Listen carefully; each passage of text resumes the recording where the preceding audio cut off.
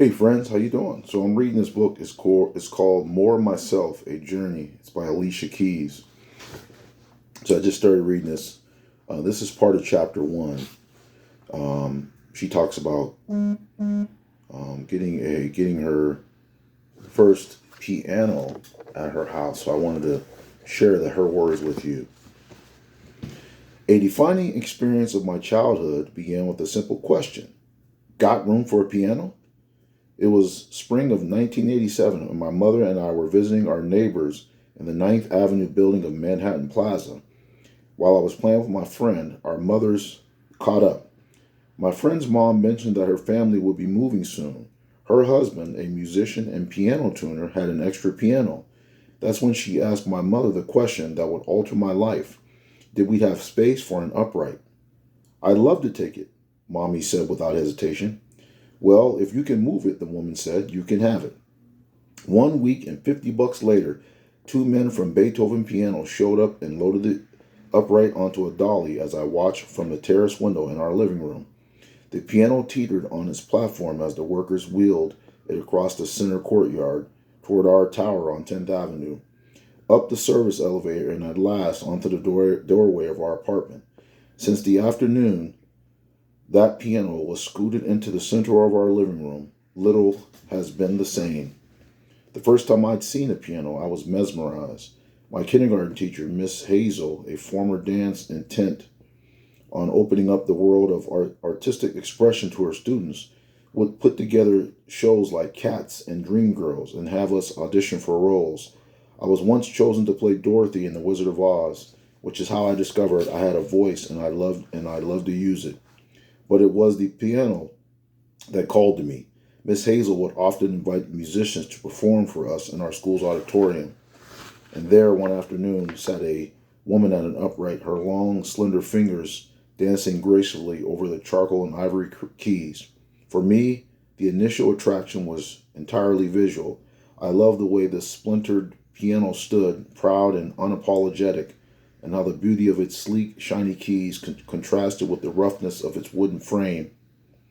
When the performance ended that day, I lingered in the auditorium just so I could run my little fingers across the keys, marveling as much as it sounds, as it sound, and as I did at its beauty.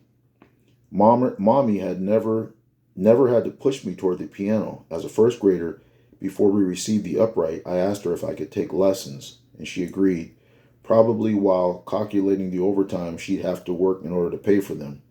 Upon hearing I requested training, my Fafa bought me an electric keyboard, one small enough to tuck into the far corner of our living room.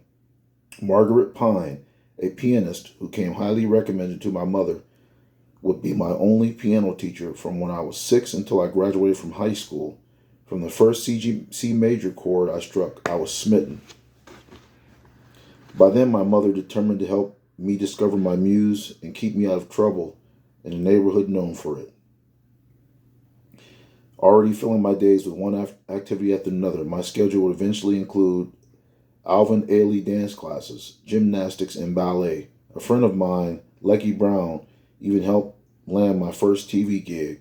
At age 4, I played Maria, a playmate of Rudy Huxtable on The Cosby Show. I enjoyed acting, but time and time again as I grew older, I always returned to the art form that still draws me in most powerfully: piano. As much of a miracle as Fafa's keyboard was for me, it didn't have the same feeling and sound as a real piano.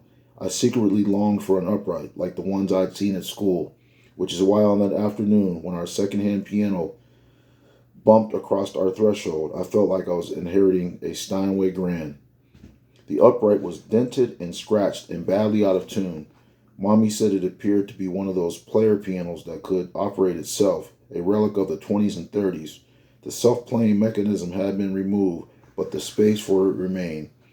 The yellowed keys were badly chipped in a few places. The bench, with its crooked legs and cracked seat, hadn't come with the piano. Its wood was an entirely different shade, and yet its very imperfection. The way the bench and piano didn't resemble each other any more than my skin matched my mother's, is what made it so perfect. The piano instantly became our living room divider, replacing the Chinese folding screen we'd been using up to then. By this time, my mother had traded her studio for a one-bedroom.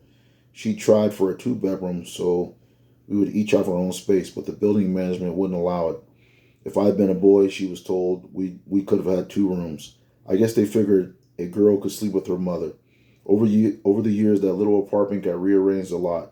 Sometimes my mother carved out her own space in the living room and gave me the bedroom. Over times, our tall bookcase served as the divider while the piano rested flush against a wall. For most of my childhood, and that upright compartmentalized my two worlds. My futon bed and dresser on one side of the living room, our couch, entertainment center, and small dining room table on the other. So these are Alicia Keys' words about how she received her first upright piano in her home. If you like the video, please like, subscribe, and message. Also, I will be reading other parts from this book, so hope you enjoy. Thanks.